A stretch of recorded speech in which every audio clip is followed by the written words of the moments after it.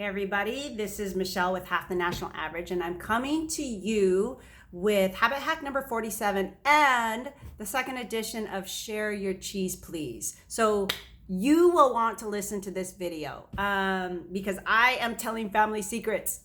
Oh, my family's cringing.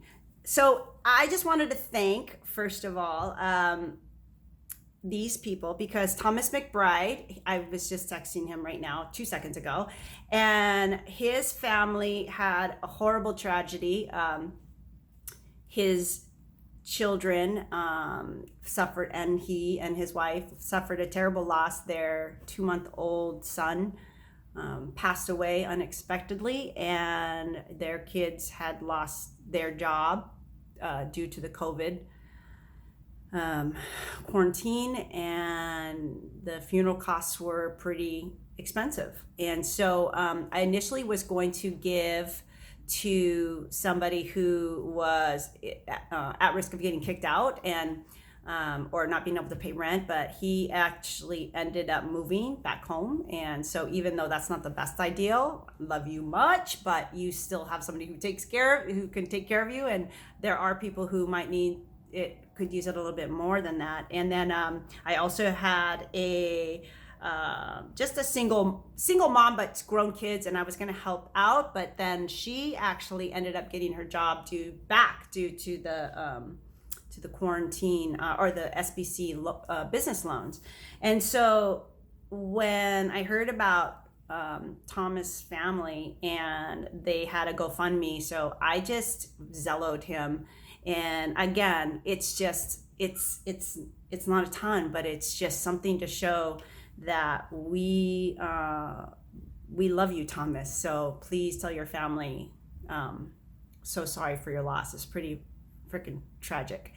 I wanted to let you know, Thomas, who donated to these funds. I have one on Facebook, and I also have one on GoFundMe. It's called Go Share Your Cheese. Tom and Maida. I have two Melissas, Melissa Meeker and Melissa Molden.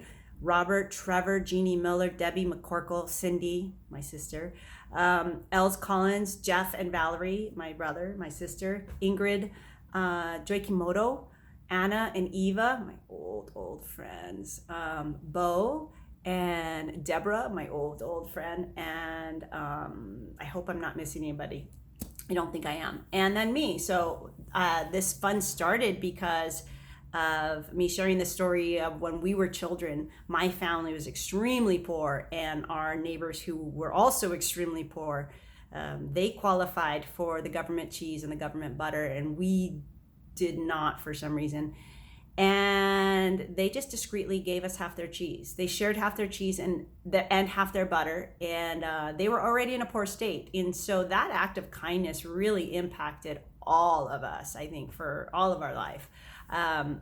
But I wanted to share another story with you that really impacted all of our lives. Is that my mom was always somebody who really did believe in abundance, even though we were extremely poor.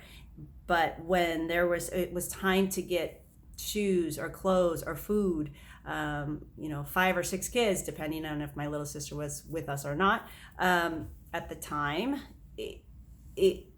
it never was enough to go around. And so year after year after year, she would get all of us our one jacket, and she couldn't afford to get herself a jacket. And so it was really gold for her. And so one year when my twin brothers were in junior high school, they decided that they would sell their meal ticket at lunch and save it for a year to buy my mom a jacket. And that's huge when sometimes the meal at school is the only meal you're getting. And so, of course, lo and behold, they started getting really thin and tired, and they're always going to sleep right after school and red-eyed. And so my mom, of course, like any mom, thought they got on drugs. And so she is waking up and shaking them. Are you on drugs? Are you on drugs? So finally, they had to admit the fact that they were selling their lunch tickets to buy her a jacket, which of course, what mom is not going to be devastatedly touched. But that story also just impacted all of us, that this idea of not giving just because you don't have a lot is ridiculous. it does not create abundance. It does not create, it makes you a victim. And sorry, I get a little bit passionate about that because I didn't even get my stimulus check yet. I don't even think I will get a stimulus check, but that is not going to stop me from helping people out like Thomas McBride, like Jacqueline, like more people. It's just really opened my eyes to the fact that I'm going to probably close down both my GoFundMe. So if you want to donate, if you were thinking about it, you probably want to do it within this next week because I'm going to close it down, but I'm going to continue to donate. And the reason why is this next story I want to tell you. This is amazing because a stranger who sent this to me like 15 years ago, I have it framed.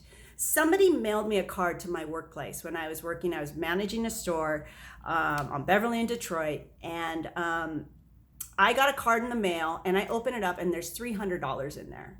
And this is what it says. It says, Michelle, this is a little note to say thank you.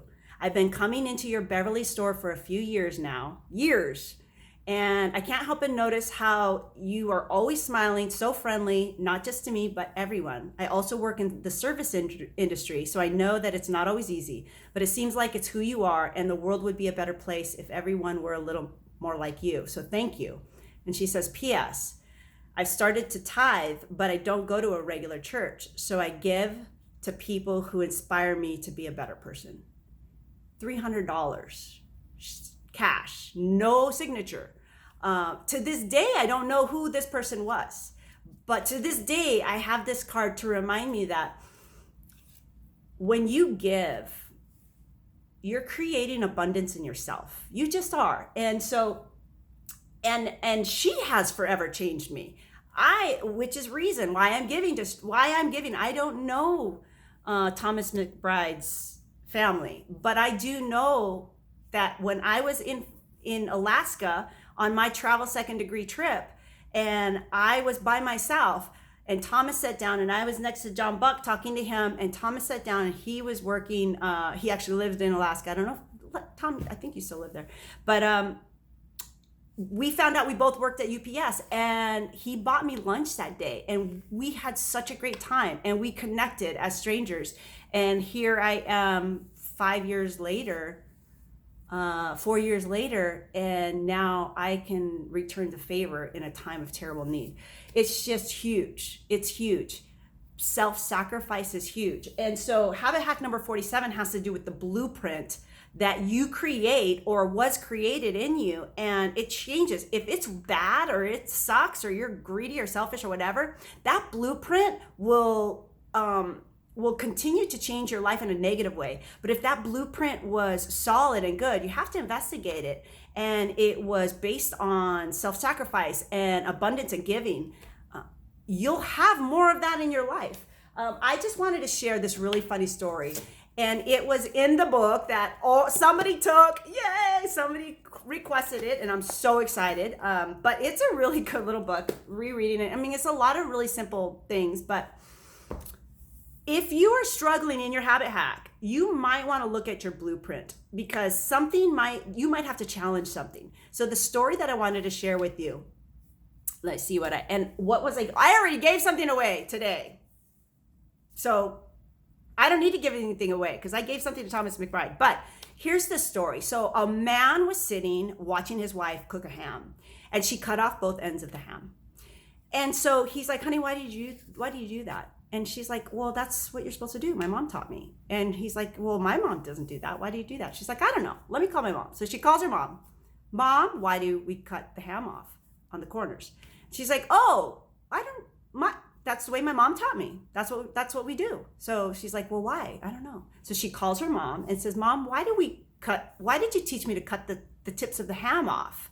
And the mom said, oh yeah. Well, because my pan used to be too small to fit. How many of those things are in your life right now that you'd never challenged, but they're wrong?